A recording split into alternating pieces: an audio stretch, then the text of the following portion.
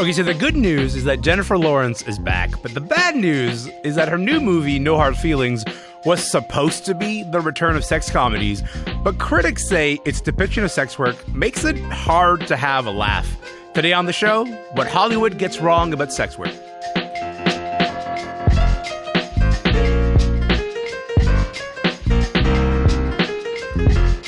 I'm Elamin Abdelmahmoud. This is Commotion. Listen, before we dive in, let us start with this. We've just been so worried about our son. He's going to Princeton in the fall. Oh, I've heard of it. We tried everything to bring him out of his shell. He doesn't come out of his room. He doesn't talk to girls, doesn't drink. So when you say date him, do you mean date him or date him? Yes. Date him. Date him hard. Okay. I'll date his brains out. Oof. That is a scene from the new film in theaters right now called No Hard Feelings. It stars Jennifer Lawrence. She plays this Uber driver who gets her car repossessed, and it forces her out of work. And so the premise of this whole movie is, out of desperation, Jennifer's character answers an unusual help-wanted ad. And in this ad, there's this wealthy couple. They're offering a free car to a woman who's going to sleep with their 19-year-old son before he goes off to college. But the catch is he can't know about it. Listen, there is a long lineage of Hollywood movies about women in sex work. Those depictions are important, I think, because they have a big impact on how we end up viewing sex work in real life. So how does No Hard Feelings give us a new perspective? Or does it give us a new perspective? To actually help answer that question, I'm joined now by two women who've worked in the sex industry and have written a lot about it. Andrea Werhun is a producer, a writer, a sex worker, and the author of the memoir Modern Horror. And Alex Tigchelaar is a PhD candidate at Concordia, Montreal, studying the history of sex work in Quebec. Alex, Andrea, what's good? Welcome to Commotion. Hey. I'm so happy to be here. Hey, I'm happy to have you. I'm really excited to get into this. With my colleague from the Sinstitute, Andrea. That's right. The Sinstitute. Okay, I'm going to write that one down. That's pretty good. Andrea, I'm going to start with you on this. Hey, listen, you've seen No Hard Feelings. What were your impressions of the movie as a piece of entertainment about sex work? Oof. Mediocre. That face, your face is not telling me that you like this movie. Continue. Sorry. It's really hard to say whether this is a film about sex work or if it's just a film about work in general and the lengths that people will go to survive a capitalist hellscape. Because at the end of the day, she's trying to get a car so she can go back to being an Uber driver so that she can save her house. Right. This is the meandering plot. If it was a real sex worker film, it would probably involve her realizing she could get to her financial goals a lot faster if she wasn't just trying to have sex with a 19-year-old for a Buick. There's an easier way to do this. The disdain dripping from your voice for this movie is evident. I want to come back to that in a moment. I think it's true that this is a movie about work. I saw it last night, Alex, and the premise of No Hard Feelings, it reads, when I sort of tell it to people, it reads like a sex comedy from the 80s or 90s. It's sort of like Risky Business or American Pie. But honestly, the movie feels like it's kind of an attempt to situate a story about sex work, but in a current social and economic climate. It's set in Montauk. It's a sort of vacation town that is rapidly gentrifying. There's a lot of class tensions within that town. The main character is this Uber driver working this precarious gig economy. Did all that contextualizing work for you as a premise for the movie, Alex? No, because there was actually no context, okay. Right? So what I felt after a while, and I'm like, what's wrong with this film? There's always something wrong with sex work films unless they're actually made by sex workers. But what I was like, what is the problem with this script? And I was like, I finally realized I felt like the characters were being tweeted and not written, right? So if you could describe tweeting as a writing style, like prose or poetry or screenwriting, they were not screenwritten, they were tweeted, right? So I just felt like I was following some liberal college students' social media feed, so you have the indigenous guy, land back, you have the sex worker, not that there's anything wrong with that. Yeah. You have somebody tweeting out their ideas about all of these marginalized communities. And that you was mean a that problem. You mean to say it's a bit superficial in the way that these ideas are treated? Yeah. like mass. Yeah, it was quite superficial for sure. Yeah. Andrea, is that your read also of these characters? Yeah, I mean, it's just, there's only one sex worker in the film, and she shows up like a little plot device right in the middle. She doesn't appear before this point, and she does not appear after this point. She's a talking point, and she is discussed. You're talking about the sugar baby lady.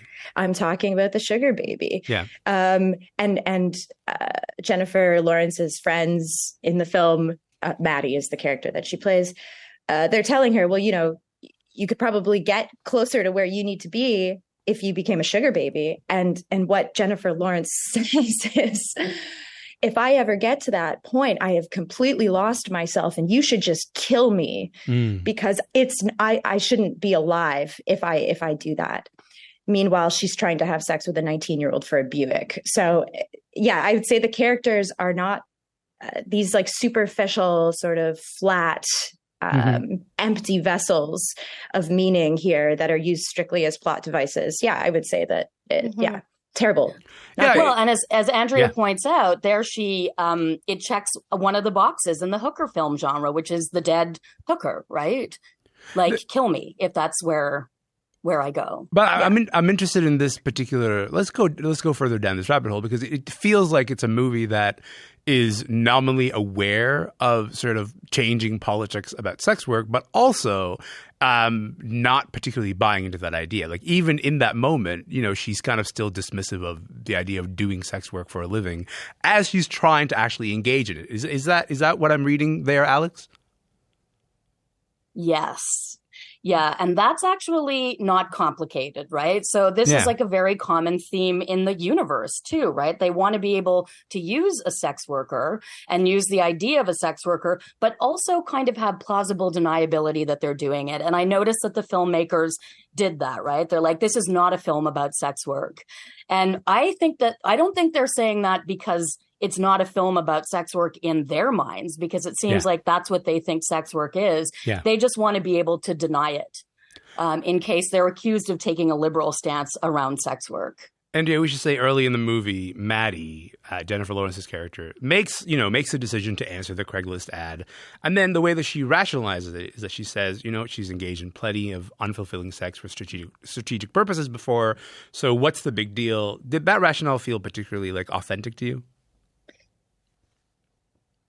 It's sort of like civilian dress up, hooker dress up. It's dipping in, dipping out. Yeah. Like, I've had lots of meaningless sex. I could be a sex worker. Right. No sex worker in their right mind would not collect money for this job. Rule number one is collect the money up front. All the emotional labor that she puts into seducing a teenager, she's not paid a single cent for that. I'm sorry. She's a civilian trying to just, dip her toes in. And it's sort of a common thing. It's like, you have to respect it as a form of labor. And if you don't, you're going to get hurt. And you're going to hurt other people, and that's what happens in this film. That is exactly what happens in this movie. We just say, Alex, this story does reinforce this old idea that sex work is purely economically motivated, a decision made out of desperation. What do you make of that trope? All work is made out of desperation in capitalism. I don't think any of us would be sitting here if we didn't have to pay our way through life, right? Again, as Andrea says, in capitalism, that's who we are.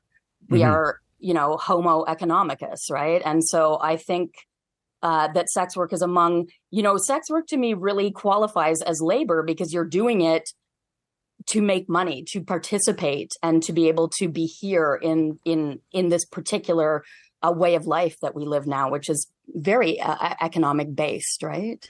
I mean, it actually sounds like from the thing that you both are saying, it sounds like saying this movie is a movie about sex work is actually giving it too much credit, because it's not actually even doing the nominal work to enter the arena of actually engaging with the arena of sex work in movies. Right, Andrea? I would agree with that. I think it does give it too much credit. And if anything, its depiction of sex work actually takes us back, a couple notches, because it still insists on perpetuating stereotypes that sex workers aren't worthy of being alive. That is still something that she is going to look down upon, even though, again, she is trying to have sex with a teenager for a Buick. That is not a moral high ground. A Buick. You can actually keep saying that sentence, and it will continue to get funnier every time you say it. That is a universal truth about this particular segment. Andrea, what are some of the biggest misconceptions about sex work that have been reinforced through movies? Oh my goodness. Where do I begin? I guess, okay, well, first that we deserve to be murdered, it's hard. I want to say like that we've been forced into it, but then I pull back and I'm like, but we've all been forced to work, or that like sex work is the only type of labor where people are forced to do it. Well, no, we all are forced to work. So that's one thing, that we always end up dead. We're always the punchline. We're never the heroes of our own stories. We're always the victims of our stories.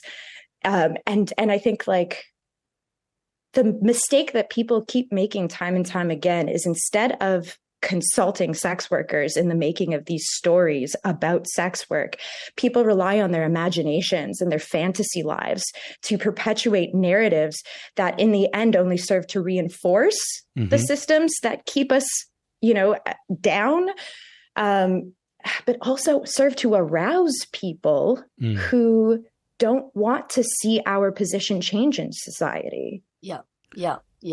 Alex, how have these depictions, would you say, affected the way that sex workers are viewed and treated in real life, both by people, but also like by policy systems? Okay, so this is a good question, right? So, I mean, as somebody who has like a real keen interest in sex worker depiction in cinematography, I would say like, let's just start with Clute. She leaves the industry for a cop. Like you talk to most sex workers have had violent exchanges with the police. They have asymmetrically violent exchanges with the police. Pretty Woman. I don't know one sex worker. I mean, there might be a sex worker who wants to leave her independence for like some catatonically boring capitalist pig. Like, wow, Richard Gere does not deserve this, but okay. No, he's so boring. Like, and so this idea that we want to leave the industry and we'll do that. We'll do anything to leave the industry, including marrying like he is so boring, but it's all for the money. And so I think like those have a material impact on our lives. Like we saw during the C-36 hearing, senators literally using fictionalized representations of us to create policy and legislation saying sex work is not like Pretty Woman. Like fictional representations of us are used in policy making. That is absurd, Andrea, so they do have a material impact. Andrea, last thoughts on this. What do you make of the way that sex work has kind of been used to sort of show how people think about sex work in real life? I think sex work is used in film also not to just depict sex work, but it's used as a metaphor for explaining other issues that civilians grapple with. It is a symbolic site, and it's a sort of like empty vessel that civilians put their own feelings and confusions and shame into. And I just think that if we supported more sex workers' storytelling, if we created the cultural conditions that allowed sex workers to tell their own stories, we would see a totally new landscape of what the sex worker experience truly is. And we can't rely on people who have no experience or refuse to ask sex workers for their opinion on these crappy stories. We need more sex workers telling stories. Mm-hmm. I think that is a perfect place to leave it. Andrea, Alex, thank you so much for your time. I really appreciate you being here. Thank you. Thank you. Of course. Have a great day, everybody. You too. Yeah. Alex Tigchelaar is a PhD candidate at Concordia in Montreal, and Andrea Werhun is the author of Modern Horror. She was in Toronto. They were talking about Jennifer Lawrence's new movie, No Hard Feelings, about how sex work is depicted in movies. When I was young, me and my mama had beef, 17 years old, kicked out on the streets. Though back at the time, I never thought I'd see her face. Ain't a woman alive that could take my mama's place. Suspended from school, I'm scared to go home. I was a fool with the big boys, breaking all the rules. Shed tears with my baby sister. Over the years, we was poor than other little kids. And even though we had different daddies, the same drama when things went wrong, we blame mama. I reminisce on I'm Elamin Abdelmahmoud. You're listening to Commotion. That is a bit of Dear Mama from the late rapper and actor Tupac. Dear Mama was this ode to Pac's mother, the late activist and Black Panther Party member Afeni Shakur. Listen, it's been almost 27 years since Tupac was murdered. In that time, I swear to you, I have personally seen at least half a dozen documentaries on his life. There have been so many documentaries, a few Hollywood movies, and they all just kind of obsess over Pac's life and death. But hear me out. Okay, there's a brand new documentary from the estate of Tupac Shakur being called the best one yet by some critics. It is called Dear Mama. You can catch it now on Disney+. Ian Steaman is a regular critic here on Commotion. He's watched Dear Mama, and he's with me in studio now. Ian, what's good, man? How are you? Nice to see you. Likewise. Listen, when Commotion producer and our pal Ty was like, listen, have you seen the new Tupac documentary? I was like, Ty, I can't do this again. I can't watch another Tupac documentary. I've seen so many of them. There really have been so many movies, so many documentaries about Pac's life. What makes this one different? Yeah, you're right. There's been an exhaustive amount of material about his life. But this one is I would consider it the definitive story of Pac, and it's about his beginnings, and it tells the story of how he became the artist that he became, and how much of an influence his mother was on that. I think there's been other documentaries and other kind of articles and stories that tell the story about his mother being a significant Black Panther figure in the civil rights movement from the Black Panther perspective. But that influence that she had in terms of making him the artist that he became, they go into that in exhaustive detail. Yeah, I would say that subtly, I've watched the first couple of episodes of this documentary, and it's immediately apparent, like just from the moment that it begins, that you're watching a different kind of thing than the previous Tupac documentaries, because this is more interested in reckoning with the environment that birthed Tupac than it is interested in reckoning with, he was here when he recorded that verse, and that verse was really about this thing. Because like a lot of these story beats are familiar, we've seen them before, but I've never seen them packaged like this, and particularly with his mom, with Afeni Shakur as kind of like the through line. So how does his mom show up in this docuseries? Well, they talk about her story as much as they talk about his story and his genesis to becoming an artist. And, they get into her spirit. Like, they were so similar in terms of the way they looked at life and the way they lived their lives. Yeah. Her sister, Glow, talks about her being a wanderer and a wanderer, someone who was always trying to seek beyond where they were in life and was a thinker and a leader. And that kind of spirit was imbued in Tupac. He was raised that way. He was raised as a creative spirit. And the notion of him becoming a rapper, he wasn't really in rap to become a rap star and for the jewels and the fame and all of that. I mean, obviously he ended up enjoying some of those things. But his vision was that he was going to become a leader. Yeah. And he was kind of groomed for that. And even though the Black Panthers kind of peak had kind of passed by the time he was coming of age, there was a vision for Pac becoming the leader of a new re-envisioned version of the Black Panthers. Yeah. And the idea was that the music was a means to an end. And if he could become a rapper, then he would kind of defer the idea of leading the party from a grassroots perspective. And he would kind of convey this new message and this new vision for reinvigorating the Black Panthers through the music. So that was always kind of the plan. Yeah, and it's sort of depicted so clearly. I think one of the people that they talked to is like one of his earlier managers, and the thing that she says that struck me so in such an interesting way was that managing Tupac was a lot like managing a political campaign. That's right, in a sense, right? In the sense that he was sort of message first, and then like the delivery of the message second. The delivery of the message happened to be rap, but it really was about the message and the way that he wanted to sort of portray that. Do you think that's how we think about Pac now? Because I think that's what was challenging to me and really interesting to me in this documentary is that I've never thought about the centrality of what he was trying to say in that way until this documentary did this. Yeah, I mean, I think that there's been some documentaries that kind of got into it a little bit beforehand. But I think one of the reasons that Tupac resonates the way he does all these years later, like decades after his death, and has this kind of global influence and legacy, is that even if you didn't kind of get that explicitly from his music, it's just so infused in everything he did and everything he was that even if you didn't explicitly understand that to be the message and what he was trying to do, it kind of got into you anyway. Yeah. It's hard for me to put into words. No, But 100%. It's still that part still refracts in you for sure. That's right. Yeah. I want to play a clip from the series right now. Take a listen to this. It was my responsibility to teach Tupac how to survive his reality. So, Tupac do something wrong, take your little sorry self in that corner, get the New York Times, and let's have a debate about it. Not a discussion, a debate. Let me hear what your idea is. Stand up, defend it. There's no way I can pay you back, but the plan is to show you that I understand, dear mama. So that's a bit of the trailer from Dear Mama, this new docuseries on the life of Tupac. Ian Steaman is here. We're talking about this documentary, about the way that this was made. There's something really interesting that this doc is doing, which is that it's taking all these classic rap vocals, these archival music, and they're kind of playing it with it in ways that we haven't seen before. What's your take on how this worked?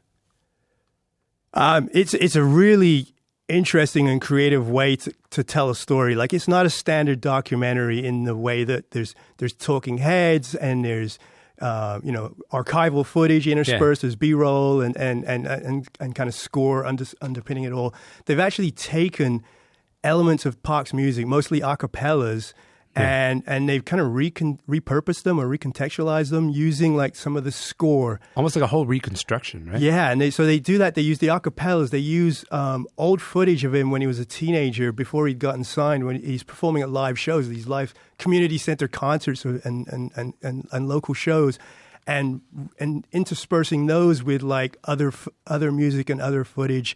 It's just the sound design and the way they kind of put it together. It's almost this is an odd way to put it, but it's almost like it's not a documentary. It's like a musical documentary, and I don't mean in the way that it's about music or about a music artist. In that it's like a musical theater almost, or a musical film. Where they tell the story through song and through the interviews. But each part is as important as the other.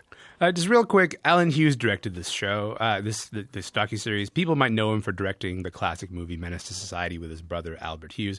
For those unfamiliar with the Hughes brothers and their connection to Tupac, would you do the honors of talking about why Alan Hughes is so important and noteworthy here? Yeah, so I think, like you said, I think most people kind of know that the infamous story is that Tupac was originally supposed to appear in Menace to Society, and I think they actually kind of used him as the hook to get the film greenlit and to go into production. And then he kind of infamously kind of flamed out of starring in the movie because there was creative differences would be the polite way to put it. And it ended up becoming a violent altercation because they had a difference of vision in terms of how the role that Pac was supposed to play was going to be portrayed on screen, and Pac and his crew ended up assaulting Alan Hughes. So that's where, for most people, they understand their relationship to have begun. But it actually kind of began a lot earlier than that.